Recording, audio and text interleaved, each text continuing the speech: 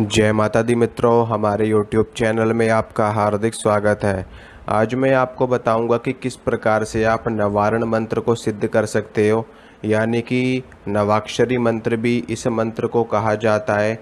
मंत्र आप लोगों ने सुन भी रखा है और देख भी रखा है, लेकिन कुछ लोग इसका उच्चारण बहुत ही ज़्यादा गलत तरीके से करते हैं, यानी कि उनका उच्चारण गलत होता है, जिसकी वजह से उनको इस मंत्र की सिद्धि प्राप्त नहीं हो पाती और इस मंत्र का पूरा लाभ वो लोग नहीं ले पाते। तो मैं आपको बताता हूँ कि ये मंत्र कौन सा है और ये आपको कहाँ पर मिलेगा। देखिए, दुर्गा सप्तशती में इस मंत्र का पूरा विधि विधान बता रखा है, कैसे इस मंत्र का जप किया जाता है, इस मंत्र का क्या न्यास है, क्या हृदय न्यास है, क्या कर न्यास है, क्या अंग न्यास है, सारी जानकारी वहाँ पर डिटेल में दे रखी है। न्यास अगर आप लोग को करने हो तो आप लोग वहाँ से देख करके कर सकते हो, लेकिन मैं आपको आज एक ऐसा विधि विधान बताऊंगा कि आप बिना न्यास के, बिना किसी कर्म कांड के, बिना किसी विशेष विधि विधान के भी इस मंत्र को सिद्ध कर सकते हो, बड़ी ही सरलता के साथ। इतनी सरलता के साथ आप इस मंत्र को सिद्ध कर सकते हो जितनी सरलता के साथ में आप एक धूप बत्ती जलाते हो, आप एक अगरबत्ती जलाते हो। लेकिन उसके लिए आपको एक जप संख्या में इस मंत्र का जप करना पड़ेगा। एक निर्धारित संख्या में इसकी जप संख्या बताई गई है। उस जप संख्या तक जब आपका जप पहुंच जाएगा तो आपका ये मंत्र सिद्ध हो जाएगा और इससे आप किसी भी तरह का कार्य करवा सकते हैं। सबसे पहले मंत्र आपको बताता हूँ मंत्र कैसा है। मंत्र 9 अक्षरों से मिलकर के बनाए, यानी कि इस मंत्र में 9 वर्ण आते हैं।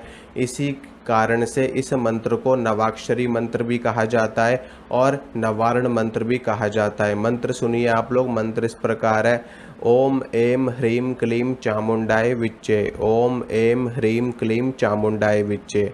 कुछ लोग इसको इस तरह पढ़ते हैं और कुछ लोग इसको इस तरह पढ़ते हैं: ओम ऐं ह्रीं क्लीं चामुंडाय विच्चे।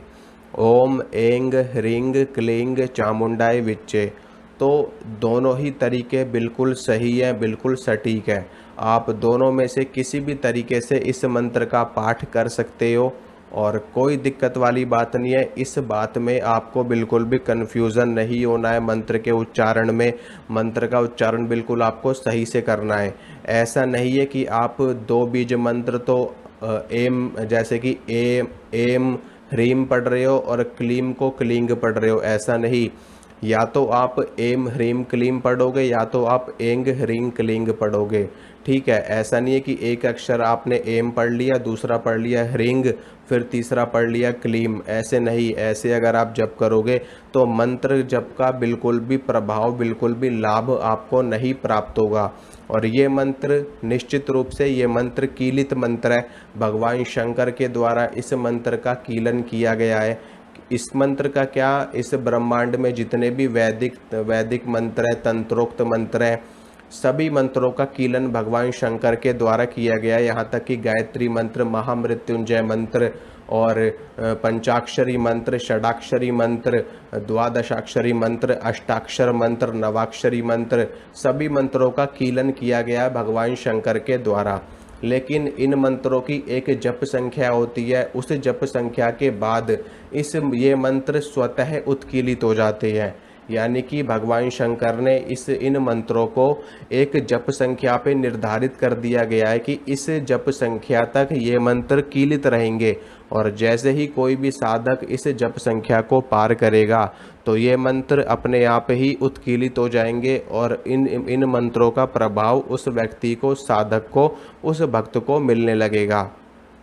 तो सबसे पहले आपको क्या करना है, इस मंत्र में ब्रह्मांड की सभी शक्तियां समाई हुई है। इस ब्रह्मांड में जितने भी शक्तिशाली मंत्र हैं, उन शक्तिशाली मंत्रों में से ये भी एक मंत्र है।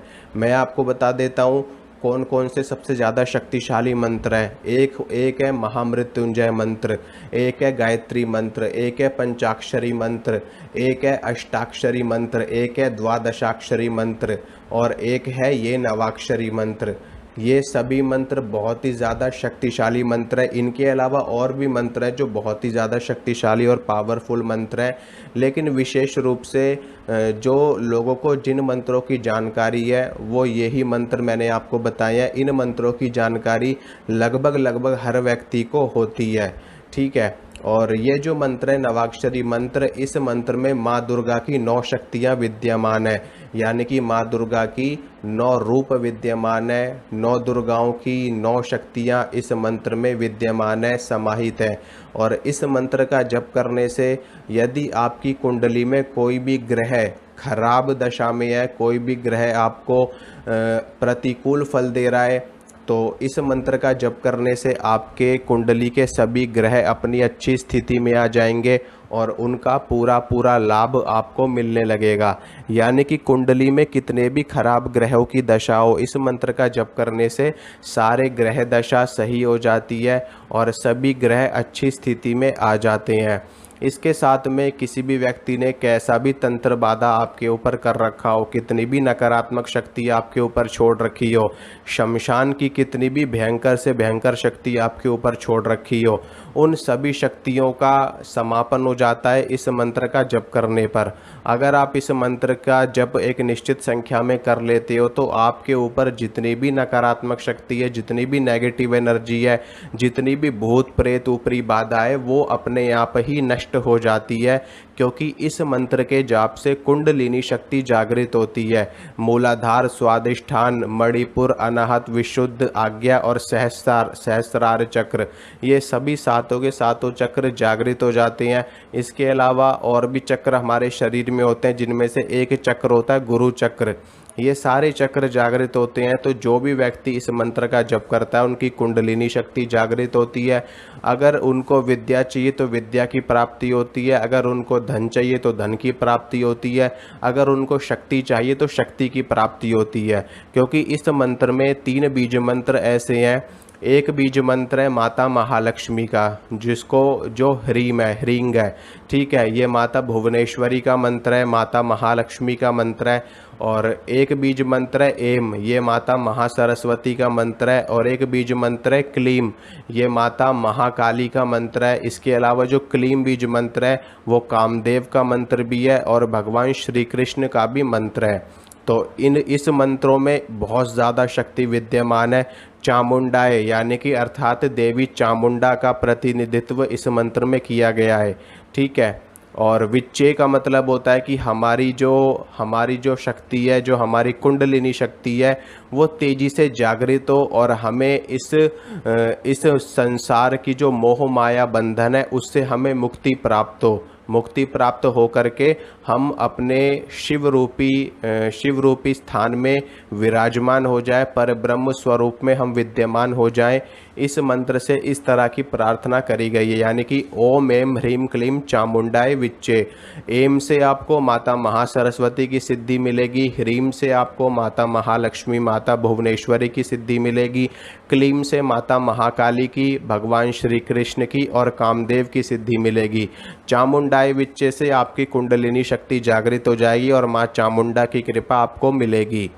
तो माँ दुर्गा के 9 रूपों की सिद्धि इस मंत्र से होती है। 9 चक्र जागृत होते हैं, 7 चक्र जागृत होते हैं। इसके अलावा तंत्र मंत्र बाधा कितनी भी हो सारी नष्ट हो जाती है। और अगर आप इस मंत्र से हवन करते हैं तो और भी ज़्यादा प्रभाव इसका देखने को मिलता है। तो इस मंत्र का जप कैसे करना है, क्या विधि विधान है, वो मैं आपको बताता हूँ। बहुत ही सरल प्रक्रिया है। बस नियमित रूप से इस मंत्र का एक निश्चित संख्या में आपको जप करना है। और जब आपकी जप संख्या उस जप तक पहुंच जाएगी जो एक निर्धारित करी गई संख्या है इस मंत्र की सिद्धि के लिए, तो आपका ये मंत्र सिद्ध हो जाएगा पूरी तरह से। इस मंत्र की जो पहले स्टेज की सिद्धि है वो 1.25 लाख जप पे शुरू होती है।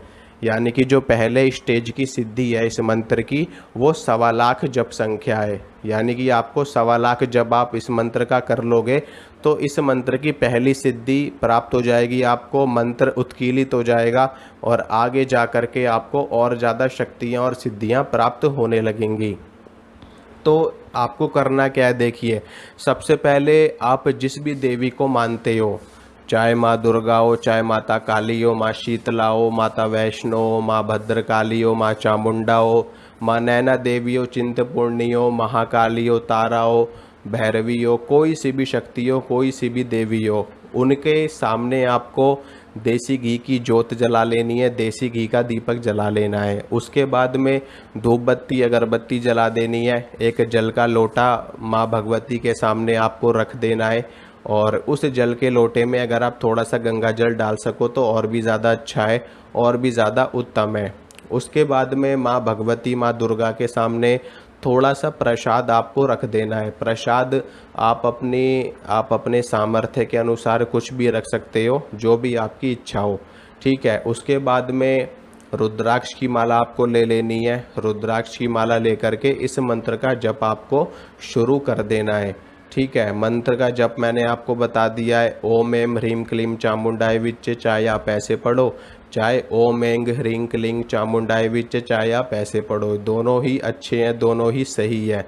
जो आपको श्रेष्ठ लगे, जिसमें आपको जप करने में आसानी हो, उस जप उस फ्रीक्वेंसी में वो मात्रा लगा करके आप मंत्र का जप शुरू कर सकते हो। मंत्र की जप संख्या क्या रहेगी कि कम से कम इस मंत्र की 11 माला आपको प्रतिदिन करनी है। चाहे आप सुबह के वक्त करो, चाहे आप शाम के वक्त करो, चाहे आप दोपहर के वक्त करो, चाहे आप रात के वक्त करो।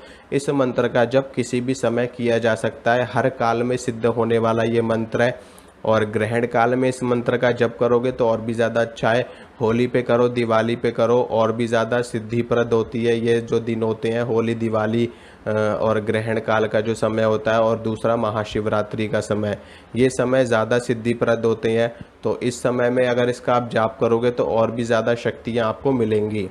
तो इस मंत्र का नियमित रूप से आपको 11 माला या 21 माला का जप करना है। धीरे धीरे करके आपका ये मंत्र सिद्ध होने की अवस्था में पहुंच जाएगा।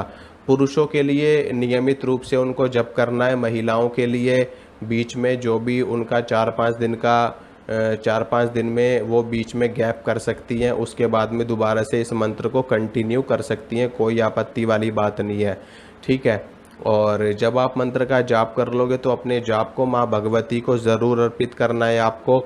ओम गुह्याति गुह्य गोप्त्री त्वं गृहाणास्मत्कृतं जपम सिद्धिर्भवतु मे देवी त्वत्प्रसादात् महेश्वरी, इस प्रकार से बोल करके माँ भगवती को अपना जप अर्पित कर देना है। माँ से प्रार्थना करनी है, माँ आपको धर्म अर्थ काम और मोक्ष प्रदान करने वाली है और सदा सर्वदा आपके संकटों को दूर करने वाली है, आपका मंगल करने वाली है। तो इस प्रकार से आप इस मंत्र को सिद्ध कर सकते हो। और अगर आप चाहते हो कि इस मंत्र को मैं जल्दी से जल्दी सिद्ध कर लूँ, यानी कि अगर आप एक साधक हो, सामान्य लोग हैं, जो सामान्य लोग हैं, उन लोगों के लिए तो इस मंत्र की 11 माला काफ़ी है, ठीक है। जो सामान्य लोग हैं, जो साधनाएं नहीं करते, जो सिर्फ और सिर्फ माता की कृपा प्राप्त करना चाहते हैं, माता का आशीर्वाद प्राप्त करना चाहते हैं, वो लोग इस मंत्र की 11 माला नियमित रूप से करें, बस इतना ही उनके लिए पर्याप्त है। लेकिन जो लोग साधक हैं, जो लोग शक्तियों का साक्षात्कार करना चाहते हैं, शक्तियों की सिद्धि करना चाहते हैं, शक्तियों के दर्शन करना चाहते हैं, वो लोग इस मंत्र की 51 माला प्रतिदिन करें।